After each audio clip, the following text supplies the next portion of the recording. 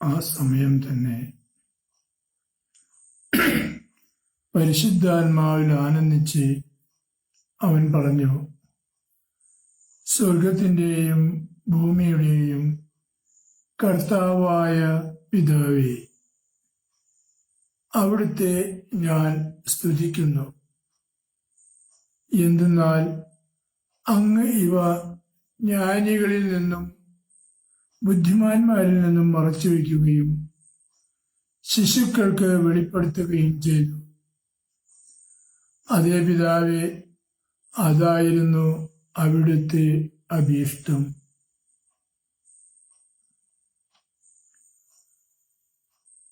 എൻ്റെ പ്രിയ സഹോദരങ്ങളെ, നമ്മുടെ കർത്താവ് പരിശുദ്ധാത്മാവിൽ ആനന്ദിച്ച ആ സന്ദർഭത്തെക്കുറിച്ചാണ് നാം ചിന്തിക്കുന്നത്. അവിടെ ഈ ചിന്തയ്ക്ക് തൊട്ടു മുമ്പ് കർത്താവിന്റെ സന്നിധിയിലേക്ക് അവിടുന്ന് അയച്ച 72 ശിഷ്യന്മാർ കടന്നു വരുന്നു. അവർ വന്ന് കർത്താവിനോട് പറയുകയാണ്, നിന്റെ നാമത്തിൽ പിശാചുകൾ പോലും ഞങ്ങൾക്ക് കീഴ്പ്പെടുന്നു. അതെ, അവന്റെ നാമത്തിൽ പിശാചുകൾ പോലും കീഴ്പ്പെടുന്നുവെന്ന യാഥാർത്ഥ്യം അവർ വെളിപ്പെടുത്തിയപ്പോഴാണ് ക്രിസ്തു ആത്മാവിൽ ആനന്ദിച്ച് പിതാവിനെ സ്തുതിക്കുന്നത്. കാരണം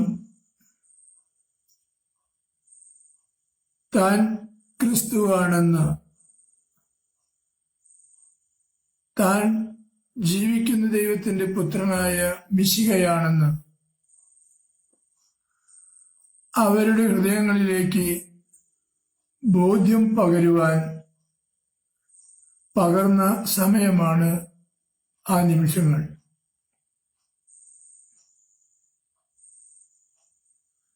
അവർ വിളിച്ചു പറഞ്ഞു, നിന്റെ നാമത്തിലാണ് പിശാചുക്കൾ ഞങ്ങൾക്ക് കീഴ്പ്പെട്ടത്.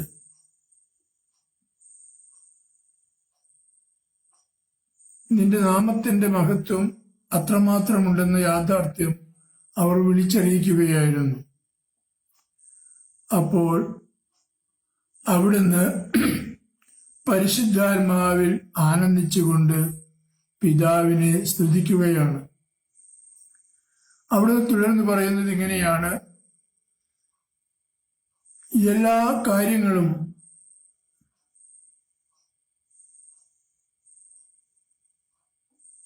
ജ്ഞാനികളിൽ നിന്നും ബുദ്ധിമാന്മാരിൽ നിന്നും മറച്ചുവെച്ച് ശിശുക്കൾക്ക് നീ വെളിപ്പെടുത്തുകയും ചെയ്തു. അതെ, ശിശുക്കളുടെ അതേ അവസ്ഥയിലേക്ക് ആ സ്ലീഹന്മാർ ഇറങ്ങി വന്നിട്ടുണ്ടായിരുന്നു. അതുകൊണ്ടാണ് അവർക്ക് ഇതെല്ലാം മനസ്സിലാക്കുവാനും ഗ്രഹിക്കുവാനും കഴിഞ്ഞത്. അവിടുന്ന് നിക്കോദെമോസിനോട് പറയുന്നുണ്ട്, നീ വീണ്ടും ജനിക്കണം. ഇത് കേട്ട് നിക്കോദെമോസ് ചോദിക്കുന്നു, കർത്താവേ, പ്രായം വന്നൊരാൾക്ക് അങ്ങനെ സാധിക്കുമോ? വീണ്ടും അമ്മയുടെ ഉദരത്തിൽ പോയി ജനിക്കാനാകുമോ? അപ്പോൾ അവിടുന്ന് പറയുന്നു, ഞാൻ വീണ്ടും ജനിക്കണമെന്ന് ഞാൻ പറഞ്ഞത് നീ ജലത്താലും ആത്മാവിനാലും വീണ്ടും ജനിക്കേണ്ടതിനെ കുറിച്ചാണ്. അതെ, പരിശുദ്ധാത്മാവിൽ ജനിക്കണം. എങ്കിൽ മാത്രമേ സ്വർഗരാജ്യം കരസ്ഥമാക്കാനാകൂ.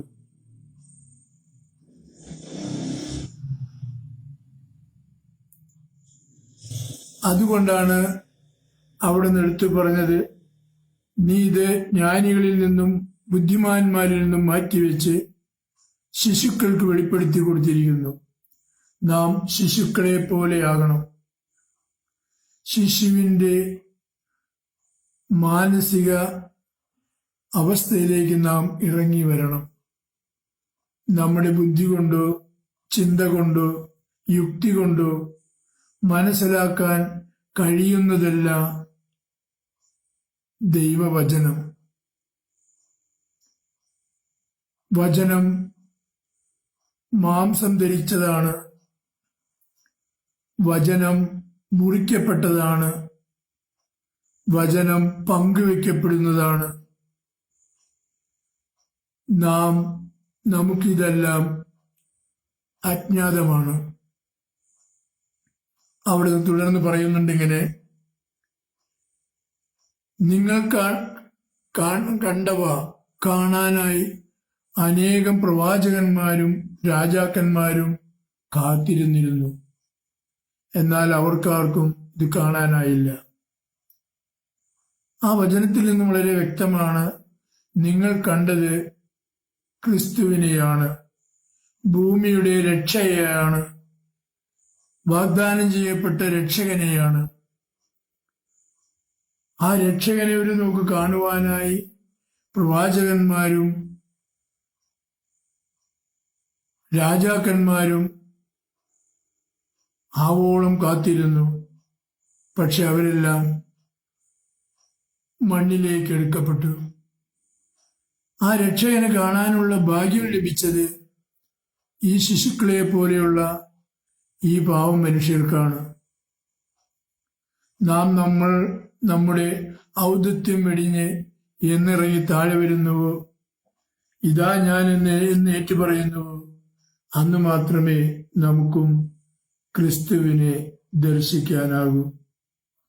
നമ്മുടെ മുമ്പിൽ നിൽക്കുന്നവൻ ക്രിസ്തുവാണെന്ന യാഥാർത്ഥ്യം മനസ്സിലാക്കണമെങ്കിൽ നമ്മളുടെ ബുദ്ധി കൊണ്ട് ഉൾക്കൊള്ളാനാവില്ല. നമ്മുടെ ബുദ്ധിയെ പരിശുദ്ധാത്മാവിന്റെ കരങ്ങളിൽ ഏൽപ്പിച്ചു കഴിയുമ്പോൾ, നമ്മുടെ ശക്തിയെ, നമ്മുടെ യുക്തിയെ പരിശുദ്ധാത്മാവിന്റെ കരങ്ങളിൽ ഏൽപ്പിച്ചു കഴിയുമ്പോൾ അവിടുന്ന് നമുക്ക് വെളിപ്പെടുത്തി തരും, ഇതാ ക്രിസ്തു എന്ന്.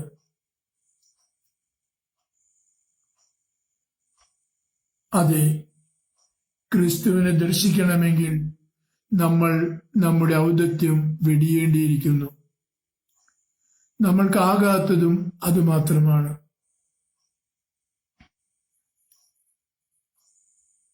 നാം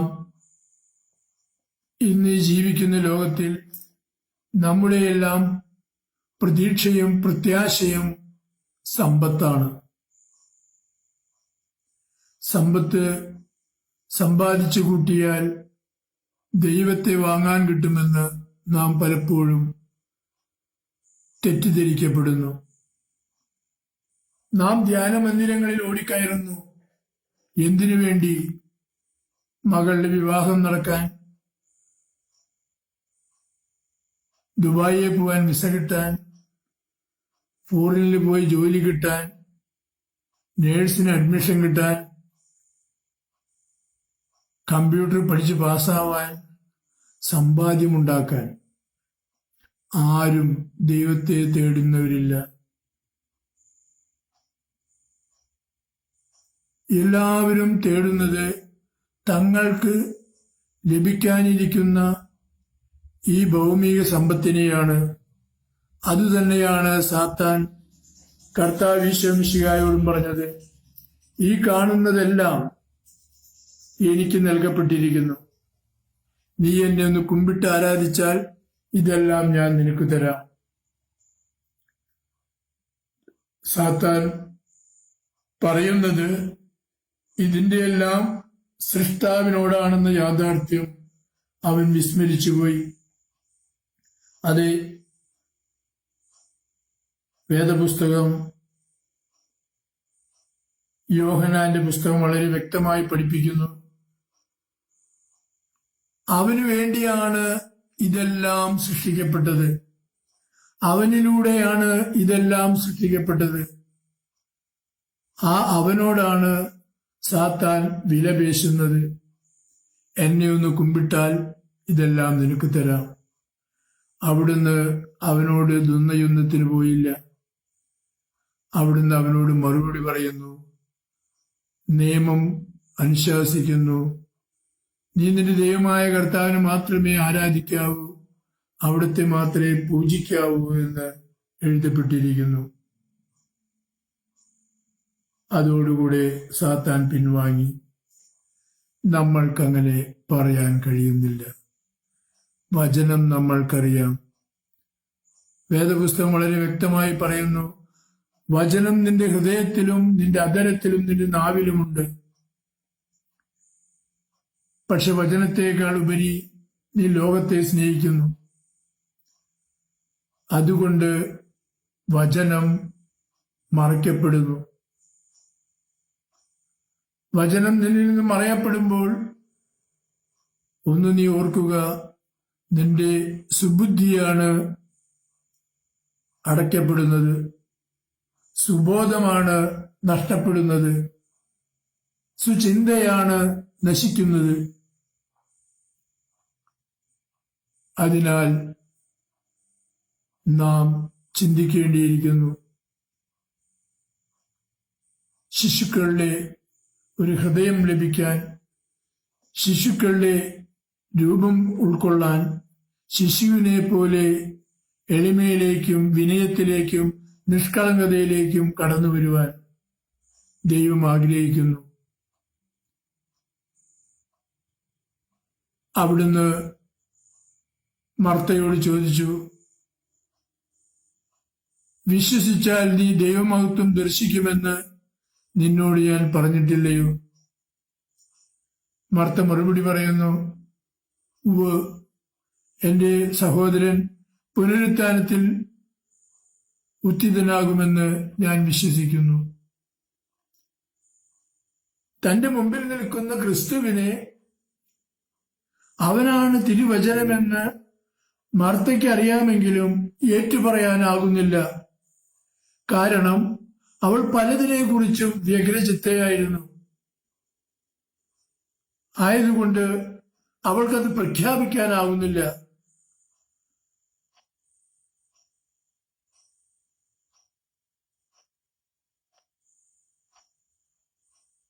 വീണ്ടും അവൾ എടുത്തു പറയുകയാണ്, എന്നാലും നീ ചോദിക്കുന്നത് എന്തും ദൈവം നിനക്ക് തരുമെന്ന് ഞാൻ അറിയുന്നു.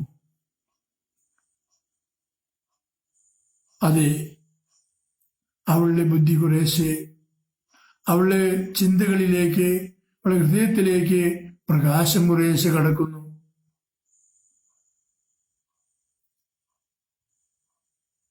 കല്ലുരുട്ടി മാറ്റാൻ പറഞ്ഞപ്പോൾ വീണ്ടും അവൾ തെറ്റുന്നു. അവൾ പറയുന്നു, കർത്താവേ, ഇന്നേക്ക് 4 ദിവസമായി ശരീരം അഴുകിയിട്ടുണ്ടാകും, അസഹ്യമായ ദുർഗന്ധമുണ്ടാകും. തന്റെ മുമ്പിൽ നിൽക്കുന്നത്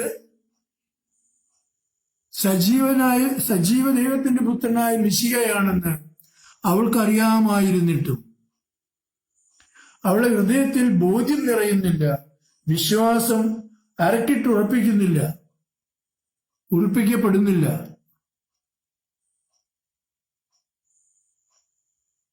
അപ്പോഴാണ് കർത്താവ് പിതാവിന് നന്ദി പറയുന്നത്. അവിടെ പിതാവിന് നന്ദി പറയുന്നു, നീ എന്റെ പ്രാർത്ഥന കേട്ടതിനെ നിനക്ക് നന്ദി. അതെ, എന്നിട്ടാണ് അവിടുന്ന് പറയുന്നത്, ഈ ജനം വിശ്വസിക്കേണ്ടതിനാണ് ഞാനിത് പറയുന്നത്. ലാസറേ, പുറത്തു വരിക.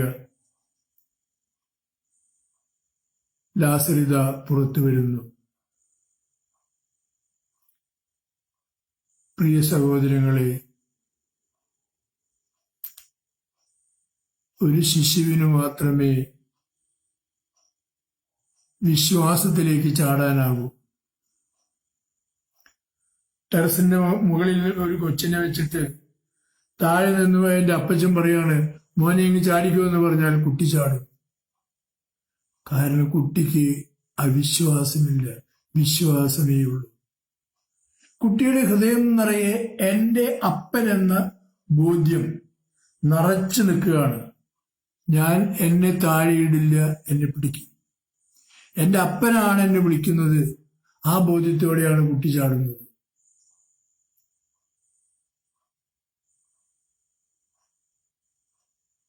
എൻ്റെ ജീവിതത്തിലെ ഒരു കൊച്ചനുഭവം ഞാൻ പറഞ്ഞു തരാം. ഞങ്ങളുടെ വീടിൻ്റെ അയൽക്കത്ത് ഒരു കൊച്ച് കിണറ്റി വീണു. കിണറല്ല, കക്കൂസി കുത്തിയ കുഴിയെ കുറെ താഴ്ചയുണ്ടായിരുന്നു. 8-10 കോല് താഴ്ചയുണ്ട്. ആ കുഴിയിലേക്ക് കൊച്ച് വീണു. കൊച്ച് നിരങ്ങുന്ന പ്രായമായിട്ടുള്ളൂ. മോളെ എന്ന് വിളിച്ചാൽ മേപ്പിട്ട് നോക്കും, കാണും. അതിനും വിട്ട് കൂടുതൽ അറിവൊന്നും ആ കുട്ടിക്കായിട്ടില്ല. ഈ കുട്ടി ഈ ഓലച്ചീന്റെ മെടഞ്ഞ് ഈ കുഴിയുടെ മുകളിലിട്ടുണ്ടായിരുന്നു. അമ്മ തുണി അലക്കണ നേരത്ത് കുട്ടി വീട്ടിൽ നിന്ന് നരങ്ങി വന്നതാ. മുട്ടിത്തിഴഞ്ഞു വന്നു. അമ്മേനെ പിടിച്ച് കളിക്കാൻ വന്നതാണ്. കുട്ടി ഇതില് കീഴ്പ്പെട്ടു പോയി.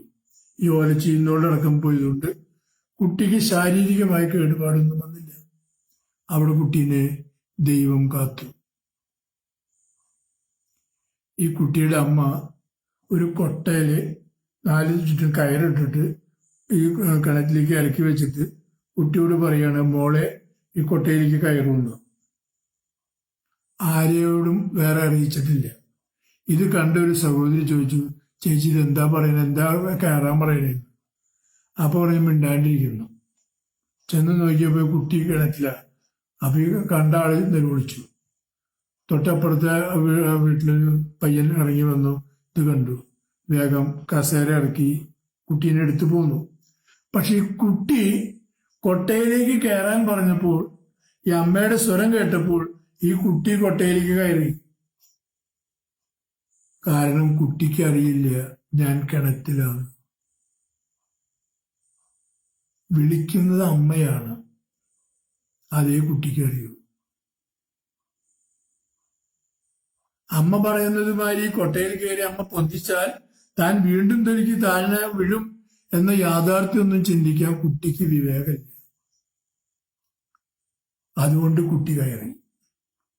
അപ്പോഴേക്ക് ഈ സഹോദരൻ വന്നു കസേര കെട്ടി അവനെ അതിലിറക്കി. അവനെ കുട്ടീനെ എടുത്ത് പിടിച്ച് ആ കസേര അടക്കം വലിച്ചു കയറ്റി. ആ കുട്ടിയുടെ ബുദ്ധിയായിരിക്കണം, ആ കുട്ടിയുടെ മനസ്സായിരിക്കണം, ആ കുട്ടിയുടെ ആത്മാവായിരിക്കണം. അപ്പോഴേ ദൈവത്തെ കാണാൻ പറ്റും. അവിടുന്ന് പറഞ്ഞു, ഞാൻ പിതാവിന്റെ പക്കലേക്ക് പോവുകയാണ്. നിങ്ങൾ ഞാൻ പോകുന്നുവല്ലോ എന്നോർത്ത് വ്യസനിക്കണ്ട. ഞാൻ പോയി കഴിഞ്ഞാൽ സഹായകനെ അയച്ചു തരും. അവൻ നിങ്ങളോടുകൂടി ലോകാന്ത്യം വരെ ഉണ്ടായിരിക്കും. എന്നിട്ടും നമ്മൾ ഇന്നേ വരെ ഈ സഹായകനെ കണ്ടില്ല. നാം അന്വേഷിക്കുന്നത് നമ്മുടെ ഇച്ഛകളാണ്. ദൈവഹിതം ആരും അന്വേഷിക്കുന്നില്ല. ക്രിസ്തുനാഥൻ വളരെ വ്യക്തമായി പഠിപ്പിക്കുകയാണ്, എല്ലാ കാര്യങ്ങളും പിതാവ് എന്നെ ഏൽപ്പിച്ചിരിക്കുന്നു. പുത്രൻ ആരെന്ന് പിതാവല്ലാതെ ആരും ഗ്രഹിക്കുന്നില്ല. പിതാവ് ആരെന്ന് പുത്രനും, പുത്രൻ ആർക്ക് വെളിപ്പെടുത്താൻ ആഗ്രഹിക്കുന്നുവോ അവനുമല്ലാതെ മറ്റാരും ഗ്രഹിക്കുന്നില്ല. അതെ, പിതാവിനെ കാണിച്ചു തരുന്നവൻ പുത്രനാണ്. പീലിപ്പോസ് ചോദിച്ചു, പിതാവിനെ കാണിച്ചു തരിക എന്ന്. പീലിപ്പോസിനോട് അവിടുന്ന് മറുപടി പറഞ്ഞത് ഇങ്ങനെയാണ്, നീ ഇക്കാലം എത്രയും എന്നോടുകൂടി ആയിരുന്നിട്ട് പിതാവിനെ കാണിച്ചു തരാൻ ആവശ്യപ്പെടുന്നത് എന്ത്? പിതാവ് എന്നിലും ഞാൻ പിതാവിലുമാണെന്ന് നീ വിശ്വസിക്കുന്നില്ലയോ?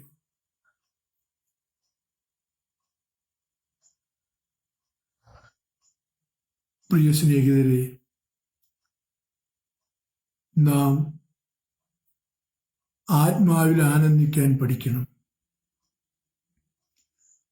ഈ ലോകത്തിന്റെ സുഖഭോഗങ്ങളോ പ്രതിച്ഛായകളല്ല നമ്മുടെ ആകർഷണം. നമ്മുടെ ലഹരിയാകേണ്ടത് ദൈവത്തിന്റെ വചനവും ദൈവത്തിന്റെ രൂപവുമായിരിക്കണം. വചനമായവനെ ഹൃദയത്തിൽ വഹിക്കുവാൻ ഭാഗ്യം ലഭിക്കണം. സഹായകനായി തന്നവരോട് ചോദിക്കണം, എനിക്ക് പിതാവിനെ കാണിച്ചു തരിക. ഫിലിപ്പോസ് ചോദിച്ചുള്ളൂ കർത്താവിനോട്, ഞങ്ങൾക്ക് പിതാവിനെ കാണിച്ചു തരണമെന്ന്. ആ പുത്രൻ പറഞ്ഞ സഹായകൻ നമ്മോട് കൂടെ വസിക്കുന്നു. മാമോദീസ വഴിയായി നമ്മളിലേക്ക് ഇറങ്ങി വന്ന് നമ്മോട് കൂടെ വസിച്ച് നമ്മുടെ അന്ത്യം വരെ നമ്മൾ കൂടെയിരുന്ന് പിതാവിന്റെ പക്കലേക്ക് നമ്മളെ കൊണ്ടുപോകാനുള്ള ദൗത്യം ഏറ്റെടുത്ത് നമ്മോട് കൂടെയിരിക്കുന്നു. പക്ഷേ നമ്മൾ അവിടുത്തെ പുറത്താക്കുന്നു.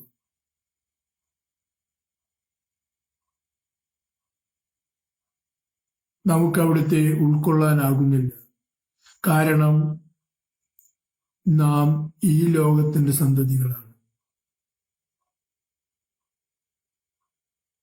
നാം സാത്താന്റെ മനോഹരമായ വലയത്തിന് കീഴിലാണ്. അവൻ കാണിച്ചു തന്ന ആ ഇതെല്ലാം എന്റേതാണെന്ന് പറഞ്ഞ ആ വാക്കിൽ നാം വിശ്വസിച്ചു പോയി. നമ്മുടെ പൂർവ്വ മാതാപിതാക്കൾക്ക് പറ്റിയതും അതാണ്. എന്നെ സൃഷ്ടിച്ച ദൈവമാണ് എന്നോട് പഴം തിന്നരുതെന്ന് പറഞ്ഞത് വിസ്മരിച്ചുകൊണ്ട് പാമ്പ് പറഞ്ഞ കഥ കേട്ട് ഹവ്വായ്മ പഴം പറിച്ചു തിന്നു.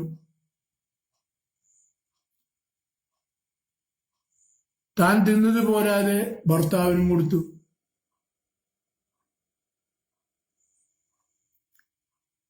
തിന്മ ചെയ്തിട്ടും നഗ്നരാണെന്നറിഞ്ഞ് ഓടി ഒളിച്ചപ്പോൾ അവരോട് അവിടത്തേക്ക് അലിവ് തോന്നി. അവിടുന്ന് അവരെ വിളിച്ചപ്പോൾ പറഞ്ഞു, ഞാൻ നഗ്നനായതുകൊണ്ടാണ് നിന്റെ മുമ്പാകെ വരാഞ്ഞതെന്ന് ആദം വിളിച്ചു പറഞ്ഞു. അവിടുന്ന് ചോദിച്ചു, നീ നഗ്നനാണെന്ന് നിന്നോട് ആര് പറഞ്ഞു? ഞാൻ അരുതെന്ന് പറഞ്ഞത് നീ ചെയ്തു, പഴം തിന്നുപോയി എന്ന് ചോദിച്ചു. അപ്പൊ കുറ്റപ്പെടുത്തി, നീ എനിക്ക് ഇണയായി തന്ന ആ സ്ത്രീ എന്നെ ചതിച്ചു. സ്ത്രീയോട് ചോദിച്ചപ്പോൾ പറഞ്ഞു, ആ പാമ്പ് എന്നെ ചതിച്ചു. ഞാൻ തെറ്റ് ചെയ്തു എന്നേറ്റ് പറയാൻ അവരുടെ തിന്മ അവരെ സമ്മതിച്ചില്ല. എന്നിട്ടും അവിടുത്തേക്ക് അവരോട് കരുണ തോന്നി. തോലുകൊണ്ട് ഉടയാടയുണ്ടാക്കി അവരുടെ നഗ്നത മറച്ചു. എന്നിട്ടാണ് അവര് ഏദൻ തോട്ടത്തിൽ നിന്നും അവർ പുറത്തു പോകുന്നത്. ഇതാണ് പിതൃസ്നേഹം. അവിടെ വാഗ്ദാനം ചെയ്യപ്പെട്ടവനാണ് ഈ ക്രിസ്തു. അവനു വേണ്ടിയാണ് ഇതെല്ലാം സൃഷ്ടിക്കപ്പെട്ടത്. അവനിലൂടെയാണ് ഇതെല്ലാം നിർമ്മിക്കപ്പെട്ടത്. നാം ഊറ്റം കൊള്ളുന്നു. നാം ഒരു കൊച്ചു സാധനം ഉണ്ടാക്കിയാൽ നാം ഊറ്റം കൊള്ളും. എന്റെ മിടുക്ക്, എന്റെ കഴിവ്. നാം ഒരിക്കലും ദൈവത്തോട് നന്ദി പറയാറില്ല.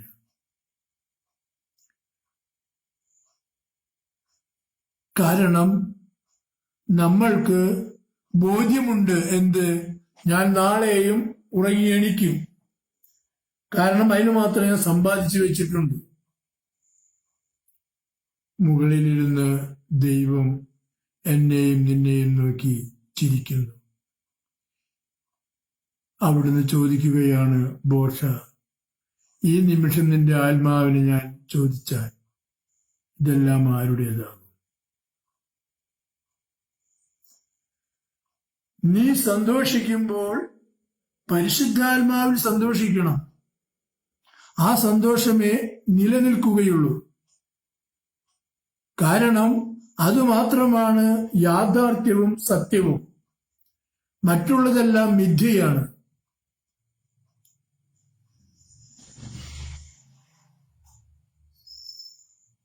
നിഴലിനെ പിന്തുടരുന്നവൻ കുഴിയിൽ വീഴും. നിഴലാണെന്ന് ബോധ്യം വേണം. നാം നിഴലിൽ സഞ്ചരിക്കേണ്ടവരല്ല. നമുക്ക് കരം പിടിക്കാൻ ഒരു പിതാവുണ്ട്, നമ്മളെ സഹായിക്കാൻ ഒരു സഹായകനുണ്ട്, നമുക്ക് വേണ്ടി പ്രാർത്ഥിക്കാൻ ഒരു സഹായകനുണ്ട്. പ്രാർത്ഥിക്കേണ്ടത് എങ്ങനെയെന്ന് നമുക്കറിഞ്ഞുകൂടാ. ആയതുകൊണ്ട് നമ്മുടെ സഹായകൻ നമുക്ക് വേണ്ടി പ്രാർത്ഥിക്കുന്നു. പോകേണ്ട വഴി നമുക്ക് അറിഞ്ഞുകൂടാ. അതുകൊണ്ട് നാം സഹായന്റെ കരം പിടിച്ച് നടക്കേണ്ടിയിരിക്കുന്നു. പക്ഷേ നമ്മൾക്ക് ഇതെല്ലാം ലോകത്തിന്റെ മുമ്പിൽ വെച്ച് നോക്കുമ്പോൾ ലജ്ജാവഹമായി തോന്നുന്നു. അവിടുന്ന് പറഞ്ഞു, എന്നെക്കുറിച്ച് ലജ്ജിക്കുന്നവനെ കുറിച്ച് എന്റെ ദൂതന്മാരുടെ മുമ്പിൽ ഞാൻ വരുമ്പോൾ ഞാനും ലജ്ജിക്കും. നാം ചിന്തിക്കണം, നാം ഓർക്കണം, ബോധ്യമായി മനസ്സിലാക്കണം. നിത്യസഹായകന് നൽകിയ ദൈവം നമ്മളെ നിത്യനാശത്തിൽ നിന്നും രക്ഷിക്കുന്നതിന് വേണ്ടിയാണ്. അവിടുന്ന് നമ്മളുടെ സ്നേഹത്താൽ തന്റെ ശരീര രക്തങ്ങൾ നമുക്ക് നൽകി, ജീവനുണ്ടാകുവാൻ വേണ്ടി. എന്റെ ശരീരവും രക്തവും ഭക്ഷിക്കുകയും പാനം ചെയ്യുന്നവനിൽ ഞാൻ വസിക്കുമെന്ന് അരുളി ചെയ്തുകൊണ്ട്, പക്ഷേ എന്നിട്ടും നമ്മളിൽ ക്രിസ്തു വസിക്കുന്നില്ല. എന്താ കാരണം? നമ്മൾ ചിന്തിക്കുന്നില്ല. നമ്മളെല്ലാം നടപ്പ് ക്രിസ്ത്യാനികളാണ്. നാം ദൈവത്തിൽ വിശ്വസിക്കുന്നവരല്ല എന്ന് തീർത്തു പറയാം.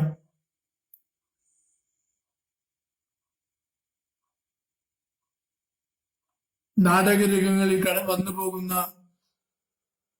നടീനടന്മാരുടെ ജീവിതമാണ് നമ്മുടേത്.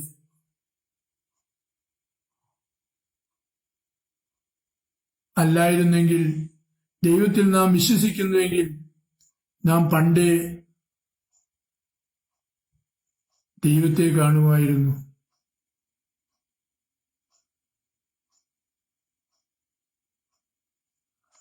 നമ്മുടെ മുന്നിൽ ഒരുപാട് നല്ല മനുഷ്യർ ദൈവത്തെ കണ്ടവരുണ്ട്.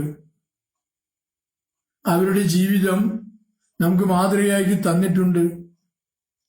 നാം പ്രാർത്ഥിക്കുന്നതും അപേക്ഷിക്കുന്നതും ധ്യാനം കൂടുന്നതും ദേവാലയത്തിൽ പോകുന്നതും എല്ലാം നമ്മുടെ ഇഷ്ടങ്ങൾ നിറവേറ്റുന്നതിന് വേണ്ടിയാണ്.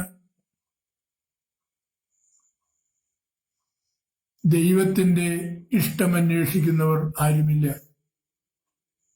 ദൈവഹിതം നിറവേറ്റുവാൻ എന്നെ തന്നെ സമർപ്പിക്കുന്നു എന്ന് ഏറ്റുപറയുവാൻ ആരുമില്ല.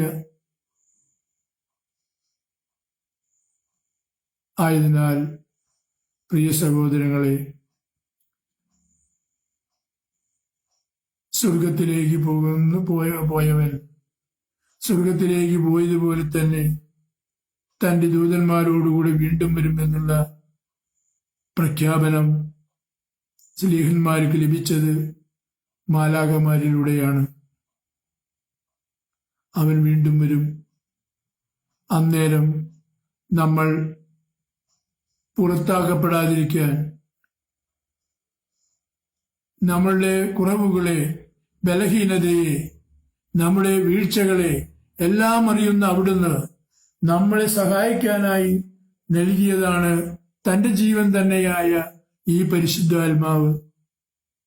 ഈ പരിശുദ്ധാത്മാവിനെ മുറുകെ പിടിക്കുവാൻ, ചേർത്തിപ്പിടിക്കുവാൻ, അവന്റെ കരം പിടിച്ചു നടക്കുവാൻ നാം പരിശീലിക്കണം. വിട്ടുകളയരുത്. അഥവാ എനിക്ക് അവിടെ വേറെ ആളെ കാണാനെന്ന് പറഞ്ഞാലും നാം ഉപേക്ഷിക്കരുത്, മുറുകെ പിടിക്കണം. എന്നെ കൊണ്ടേ പോകാവൂ എന്ന് പറയണം. അങ്ങനെ പറയാനാകുമോ? അങ്ങനെ ഒരു ബോധ്യമുള്ളിലുണ്ടോ? ഞാൻ ആവശ്യപ്പെട്ടാൽ എന്നെ സഹായിക്കാൻ സന്നദ്ധനായ നിത്യസഹായകൻ എന്റെ കൂടെയുണ്ട്. എന്റെ ആവശ്യമാണ് അവനോട് ഞാൻ അറിയിക്കേണ്ടതെന്ന് മനസ്സിൽ തോന്നിയിട്ടുണ്ടോ? അത്ഭുതങ്ങൾ നടക്കുന്ന സ്ഥലങ്ങളിലേക്കാണ് ഓട്ടം. അത്ഭുതമല്ല നമുക്ക് ആവശ്യം, നമ്മുടെ കാര്യസാധ്യം. മകളുടെ കല്യാണം നടക്കാൻ, മകന് ജോലി കിട്ടാൻ, നല്ല നല്ല ഉദ്യോഗ കയറ്റം കിട്ടാൻ, അതിനു വേണ്ടിയാണ് നമ്മൾ പരക്കം പായുന്നത്. ദൈവത്തോടൊത്തായിരിക്കാൻ നമ്മൾ ആഗ്രഹിക്കുന്നില്ല. എന്നിട്ടും ദൈവം നമുക്കിതെല്ലാം ചെയ്തു തരുന്നുണ്ട്.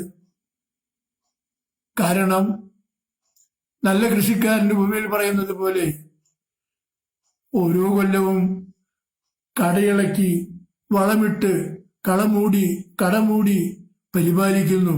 ഇക്കൊല്ലം നന്നായി കായ്ക്കുമെന്ന് പ്രതീക്ഷയോടെ. ഫലമോ തടി വണ്ണം വെക്കുന്നത് കൂടാതെ കായ്ഫലമില്ല. അത്തിമരത്തിൻ്റെതാണ് നമ്മുടെ യോഗ്യത. അവസാനം അവൻ അത്തിമരത്തെ ശപിച്ചു.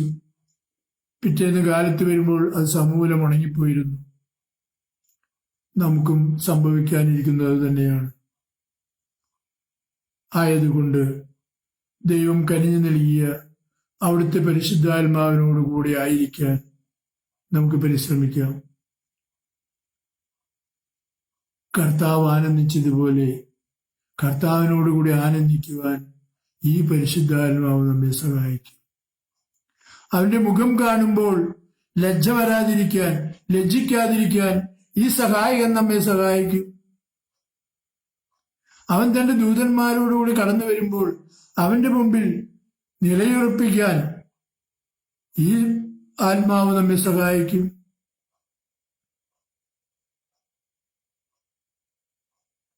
ഈ ബോധ്യത്തോടെ, ഒരു ശിശുഹൃദയത്തോടെ ശിശുക്കളെ അവസ്ഥയിലേക്ക് ഇറങ്ങി വന്ന് ദൈവത്തെ ആരാധിക്കാം, ദൈവത്തെ സ്തുതിക്കാം, ആത്മാവിനോട് ചേർന്ന് അവിടുത്തെ മഹത്വപ്പെടുത്താം. പ്രാർത്ഥിക്കാൻ എനിക്കോ നിങ്ങൾക്കോ അറിയില്ല. ഇത് നമ്മേക്കാൾ കൂടുതൽ അറിയാവുന്നവനാണ് നമ്മെ എല്ലാ തിന്മകളിൽ നിന്നും വീണ്ടെടുത്തവൻ. പ്രലോഭകൻ ഭൂമിയിൽ ഉള്ളതുകൊണ്ടാണ് അവിടുന്ന് ഈ ആത്മാവിനെ നമുക്ക് നൽകിയത്. വീണ്ടും നമ്മൾ പാപത്തിൽ വീഴുപോകാൻ സാധ്യത ഏറെയുണ്ടെന്ന് ഉള്ള പൂർണ്ണമായ ബോധ്യത്താൽ നമ്മുടെ സംരക്ഷകനായി, പരിപാലകനായി, സഹായകനായി, നമ്മുടെ ജീവിതാന്ത്യം വരെ നമ്മളോട് കൂടിയിരിക്കുവാനായി അവിടുന്ന് തന്റെ ആത്മാവിനെ നമുക്ക് ദാനമായി നൽകി. ആയതിനാൽ പ്രിയരെ, ഈ പരിശുദ്ധാത്മാവോട് ചേർന്ന് അവിടുത്തെ മഹത്വപ്പെടുത്തുവാൻ നമുക്കിടയാകട്ടെ. ഒരു ശിശു ഹൃദയത്തോടെ, ഒരു ശിശുവിന്റെ മനസാക്ഷിയോടെ, ഒരു ശിശുവിന്റെ നയനങ്ങളോടെ നമുക്ക് അവിടുത്തെ സമീപിക്കാം. അവിടുത്തെ കരങ്ങളിൽ നമ്മെ പൂർണ്ണമായി വിട്ടുകൊടുക്കാം. പരിശുദ്ധ അമ്മ ഇങ്ങനെയാണ് വിളിച്ചു പറഞ്ഞത്: ഇതാ കർത്താവിന്റെ ദാസി, നിന്റെ തിരുഹിതം എന്നിൽ നിറവേറട്ടെ.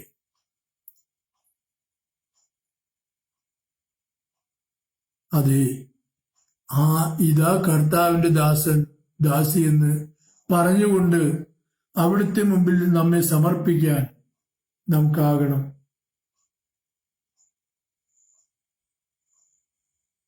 അല്ലാത്ത പക്ഷം നമ്മളുടെ ജീവിതാവസ്ഥ വേദനാജനകമായിരിക്കും.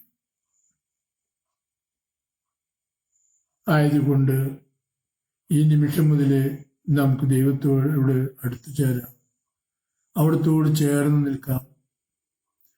അവിടത്തോട് അകന്ന് സഞ്ചരിച്ചാൽ നാം വഴിതെറ്റിപ്പോകും. പത്രോസ്ലിയോട് കർത്താവ് പറഞ്ഞു, നീ ഇന്ന് കോഴി കൂവുന്നതിന് മുമ്പേ 3 പ്രാവശ്യം എന്നെ തള്ളിപ്പറയും. പത്രോസ്ലിക്ക് ആഴമായ സ്നേഹമായിരുന്നു. അവിടുന്ന് ഏറ്റു പറഞ്ഞു, ഞാൻ പറയില്ല എന്ന്. കർത്താവ് പിന്നെ പറയാനൊന്നും പോയില്ല.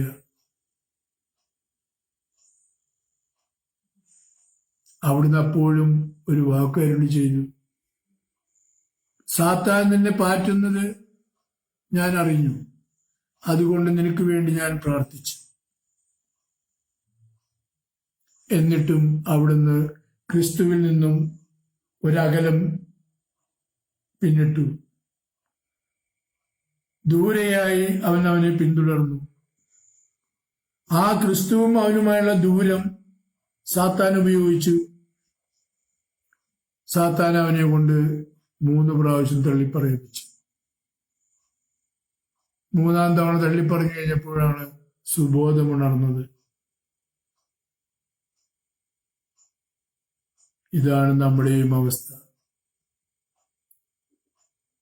ആയതുകൊണ്ട് നമുക്ക് ഈ ശിശുഹൃദയത്തിലേക്ക് നിക്കോദെമോസിനോട് പറഞ്ഞു കർത്താവ് വീണ്ടും ജനിക്കണമെന്ന്. വീണ്ടും ജനിക്കാം, കൊച്ചു സൃഷ്ടിയാവാം. ഒരു ശിശുവിന്റെ മനോഭാവത്തോടെ, ഒരു ശിശുവിന്റെ ഹൃദയത്തോടെ, ഒരു ശിശുവിന്റെ മനസാക്ഷിയോടെ അവിടുത്തെ സന്നിധിയിലേക്ക് കടന്നു ചെല്ലാം. അവിടുത്തെ കണ്ട് സന്തോഷിക്കാനാവാൻ, അവിടുത്തോടുകൂടെ അവിടുത്തെ സന്തോഷത്തിൽ പങ്കാളിയാകാൻ. പരിശുദ്ധാത്മാവ് നിങ്ങളേവരെയും സമൃദ്ധമായി അനുഗ്രഹിക്കട്ടെ എന്ന് പ്രാർത്ഥിച്ചുകൊണ്ട് നിർത്തുന്നു. പിതാവിനും പുത്രനും പരിശുദ്ധാത്മാവിനും സ്തുതി. ആമേൻ.